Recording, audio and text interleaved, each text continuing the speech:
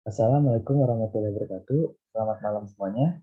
Kami dari kelompok 1 kelas A ingin memaparkan materi pemetaan IT related goals terhadap proses COVID dengan mata kuliah Tata Kelola TI dosen pengampu Ibu Murian Nugrahini STMCS. Sebelum masuk materi, saya akan memperkenalkan anggota kelompok saya. Yang pertama ada Lutfi Tufail Asidiki, kedua Muhammad Kautsar, ketiga Josnadia Azura Tahir, keempat Dino Priano, yang terakhir ada saya sendiri Febrian Yulfrianda Sitohang. Topik pembahasan pada materi ini ada 4. Pertama ada pengertian COVID-5, kedua ada tujuan cascade COVID, ketiga ada proses COVID-5, keempat ada pemetaan tujuan TI ke proses COVID. Nah, untuk pengertian COVID sendiri, COVID merupakan suatu panduan yang digunakan untuk menilai seluruh proses fungsi IT dan untuk mengidentifikasi struktur dari kerangka kerja tata kelola dalam perusahaan.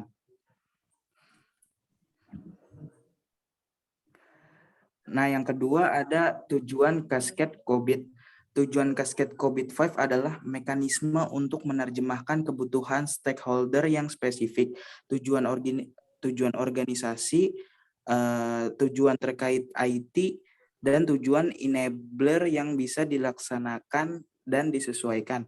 Nah, di samping ini ada gambaran atau ya struktur dari tujuan cascade COVID.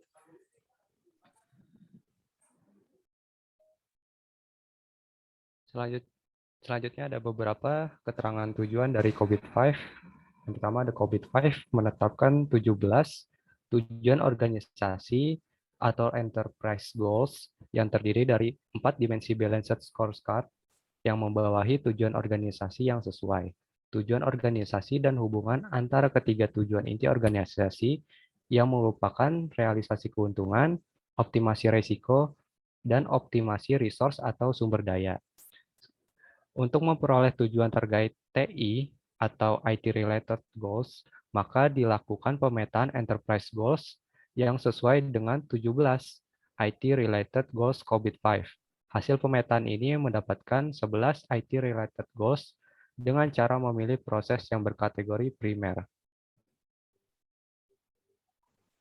Selanjutnya ada proses COVID-5.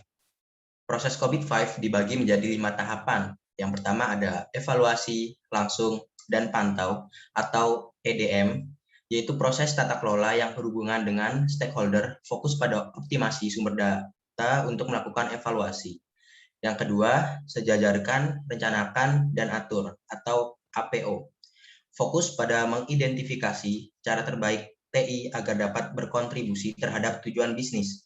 Yang ketiga, ada memantau, mengevaluasi, dan menilai atau MEA, yaitu memantau semua proses untuk memastikan langkah-langkah yang diberikan telah dilaksanakan.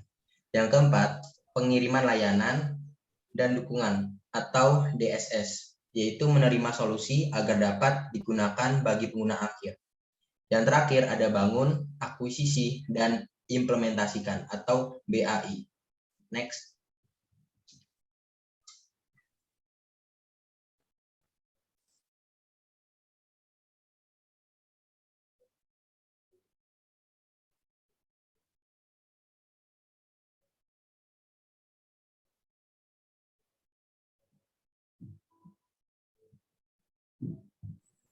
Lalu, di sini ada contoh bagan pemetaan IT-related goals terhadap proses COVID-5, yaitu merupakan proses penyesuaian IT-related goals yang bersifat primer dengan 37 proses COVID-5 yang hasilnya nanti akan terdiri dari 2 proses yang bisa bersifat primer dan sekunder.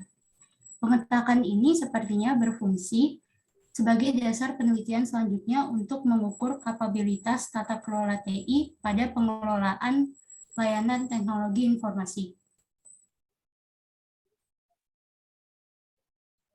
Contohnya adalah operational and staff productivity. Penerapan EHR mendorong produktivitas operasional dan staf untuk mempercepat pelaporan statistik operasional rumah sakit. percepatan terhadap penerimaan pasien, serta percepatan produktivitas staf dalam menyediakan informasi kesehatan pasien. Primary ada penggunaan aplikasi dan solusi teknologi yang memadai. Lalu secondary, realisasi manfaat dari investasi TI dan portofolio layanan. Lalu ada BAI 01 atau Manage Programs and Projects. Proses ini mengelola seluruh program dan proyek dari portofolio investasi melalui strategi dan jalur koordinasi. Meliputi instansi, perencanaan, pengendalian, implementasi program dan proyek, serta penutupan melalui review pasca implementasi. BAI 01 mengelola program dan proyek. Deskripsi. Proses ini mengelola seluruh program dan proyek dari portofolio investasi melalui strategi dan jalur koordinasi, meliputi perencanaan, implementasi program, dan proyek. Tujuannya, merealisasikan manfaat dan mengurangi resiko delay, biaya dan penurunan biaya yang tidak diharapkan dengan meningkatkan komunikasi serta keterlibatan pengguna. Yang terakhir ada matriks, contohnya yang pertama tingkat kepuasan stakeholder dalam lingkup yang berjalan, kedua jumlah insiden teknologi informasi yang tidak teridentifikasi di awal program, yang terakhir ada jumlah proyek yang berjalan on time dan on budget. Sekian materi yang dapat kami sampaikan, kurang lebihnya mohon maaf. Wassalamualaikum warahmatullahi wabarakatuh.